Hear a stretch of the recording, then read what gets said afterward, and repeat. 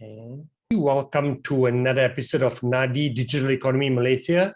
And obviously, with the budget having just been announced yesterday, me and Dzof are going to dive into some of the key interesting points from the budget. But before that, we're going to start with an exciting story, which is on one of our leading drone companies called Poldrone, which has actually just raised an amount that they call a seed round. And this is, and what they raised actually is about 4.3 million US dollars, 18 million ringgit. And they are claiming it to be the largest seed round in Malaysia. And I think they are probably right. Normally, companies raise a Series A, at this amount, they call it, right? As it's a Series A or even sometimes A+. But for them, they are calling it a seed round. I think, and I shared this on LinkedIn, and I said that looking at the amount they raised and how early they're calling it, it really shows how strong the Malaysian cluster of drone tech companies are. And I also credited Aerodyne, right, which is the first drone company to really go world-class and to be on the global stage. And they're now ranked as recently by a company out of Germany called DRII, Drone Research Industry Insights, as being the leading drone services company. For, I think there are two different categories, but in one category, drone tech, our Aerodyne is #1 in the world. They beat TerraDrone, which was the incumbent last year's #1, and TerraDrone is a Japanese company. So super rare you get on the global stage a Malaysian company being #1 and beating a Japanese company right into that spot. But this is not about Aerodyne, but I'm just telling you that, and I actually credited Kamarul from Aerodyne because when the bar is so high, and the interesting thing is because he's a Malaysian, other Malaysians are looking at that and saying, man, if he or if she can do it, I surely can. If Aerodyne Dzof was a Singapore company, probably Malaysians wouldn't have thought, hey, you know, wow, this guy did it, I also can do it, you know. But because he's a fellow Malaysian, then you can, hey, I also can challenge, right? That confidence factor. So whether psychologists want to call this a confidence factor or whatever it is, I really credit the fact that it's a fellow Malaysian can do that. Other Malaysian operators think they also can. So sorry, go ahead, Dzof. No, I was just going to say, because I think a lot in Malaysia, we talk about building an ecosystem, right? So what does it mean to build an ecosystem? And I think you got your finger on the right point there, that an ecosystem includes recognized leaders, recognized, for lack of a better word, an inspiration, right? For you to get up and go into the space. And certainly Aerodyne has been one of those, man, like you said, if they can do it, I don't know why I can't give it a good go, right? Exactly. And I think my question to you, Karam, was this valuation of 4.29 million US, was it in that amount inspired in part by what Aerodyne has done, right? That people were going to put a finger on that number because look, this is the potential, and we believe this potential because the ecosystem is such. It is for sure, because there's already a company that has set the bar and given other investors the confidence that this guy is going to be the next Aerodyne. And also, look, they've got a strong clutch of corporate customers. Look, they're so in the drone space, Poldrone and his founder, Jin Z, and people sometimes call him JX, is going to be focusing on industrial solutions, but also really in agriculture and in commodities. When I say commodities, it's actually palm oil. And that's because his family are smallholder palm oil growers, right? Very interesting. So he intimately knows the pain point of this vertical, and which is why he's able to go out and get 8 out of the 10 largest palm oil plantation companies in Malaysia to be his customers. Imagine that. Malaysia is one of the world's 2 largest palm oil producers, and you have got 8 out of 10 largest palm oil players as your customers. So why shouldn't you get that kind of valuation, right, or bring in that kind of money? So definitely can. And I think what's interesting about Chong or JX, right, is that it started out as a hobby for him, and even for Aerodyne. I'm trying to combine the word with Poldrone and Aerodyne. So with Aerodyne also, what was interesting is that when they first started out, it was a company doing photography, right? Weddings and like corporate brochures, right? Or corporate videos. They started out offering that kind of service. And then, so it inspires people to say, you can go from that to here. Definitely, I also can do the same. So here you have hobbies, right? And suddenly it's become a leading a drone services company in industrial solutions. Why not? And so look, with the amount of money quickly going down, they want to, of course, increase their headcount, and they want to look for a lot of technologies also.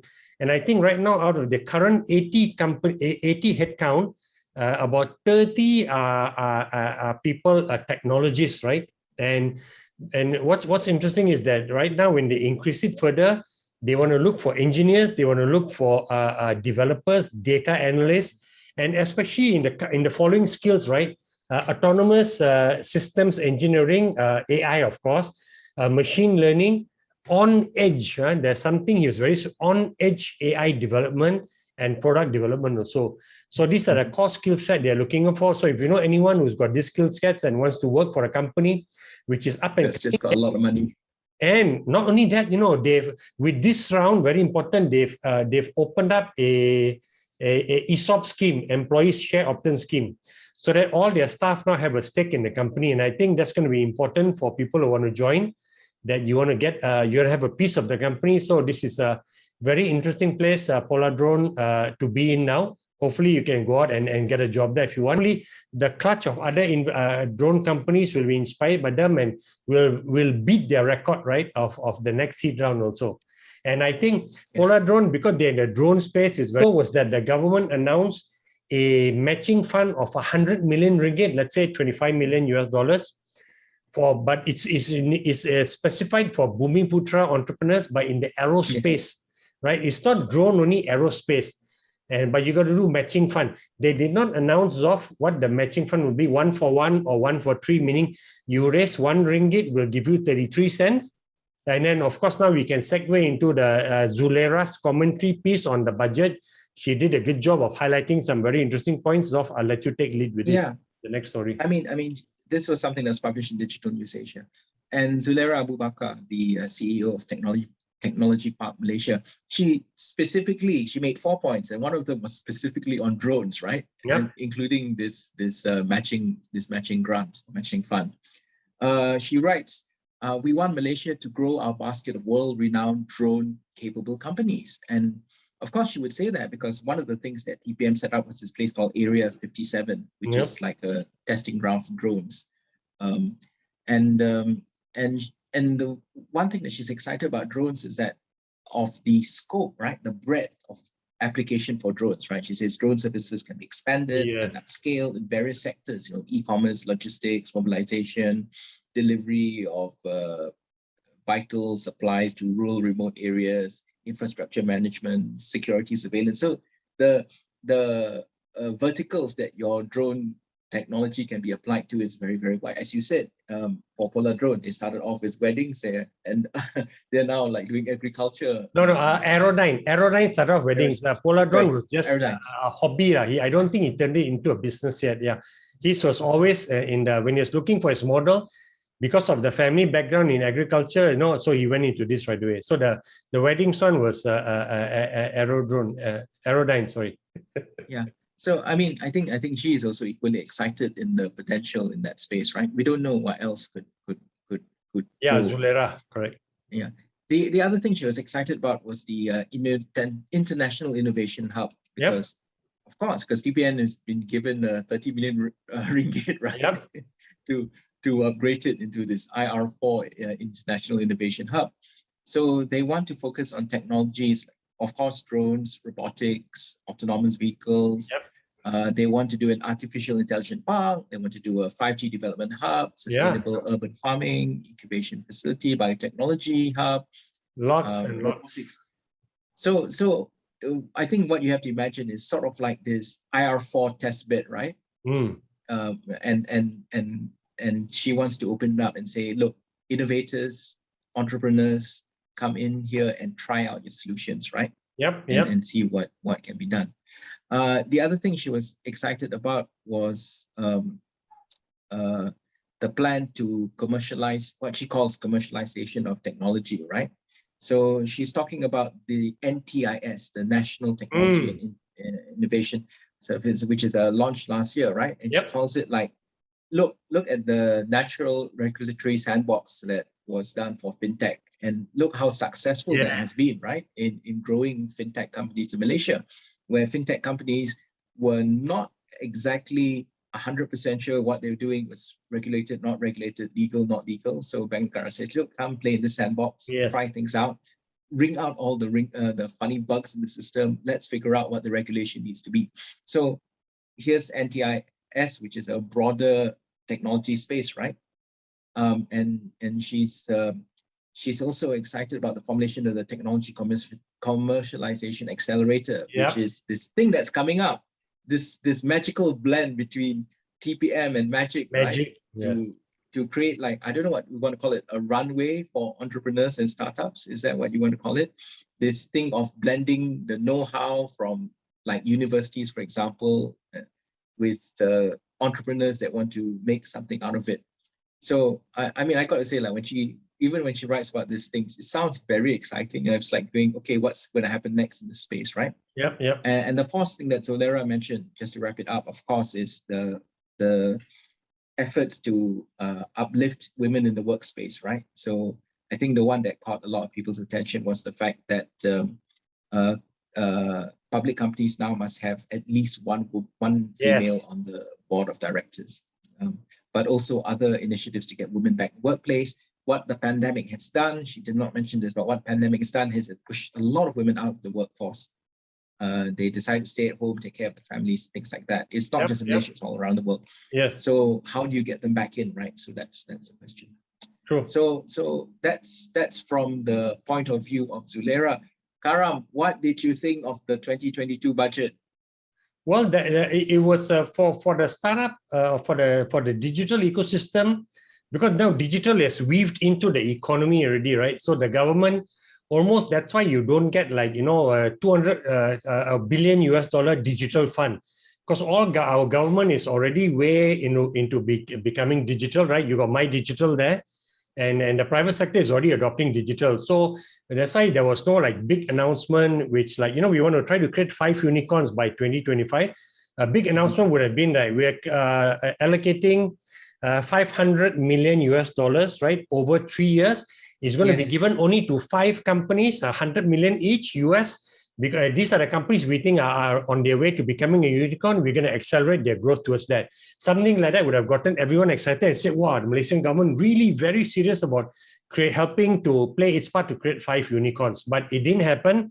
So there was no standout announcement in that sense, but many small things, right? And they all kind of add up also. But I also argue that even though there are no like big announcements, the digital ecosystem, the momentum to a digital economy is already there, right? It has got its own momentum. A budget like this will not slow it down. And the startup ecosystem also, there are many things happening already. So nobody will say that, oh man, budget disappointed me, I'm quitting. I'm going to go and set up a restaurant, right? In Taman Tun, rents are low now. Okay, I'll go. I don't live in Taman Tun, but okay, somewhere, right? Rents are low, and I'll just go and do something else, right? No, it's not going to prevent anyone from not pursuing their dreams. So that just put that into context, right? But there are many things that they didn't mention, right? And I think you mentioned the 100 million matching grant for aerospace. But the big thing that also announced was that equity crowdfunding. We know it's proven to work, right? And the government is going to continue supporting equity crowdfunding and peer-to-peer to the tune of 80 million ringgit, which is about maybe 20 million, 19 million US dollars. Great. And matching grants under the MySafe, which is the Malaysia Co-Investment Fund. Right, and also Bank Pembangunan has got 100 million investment.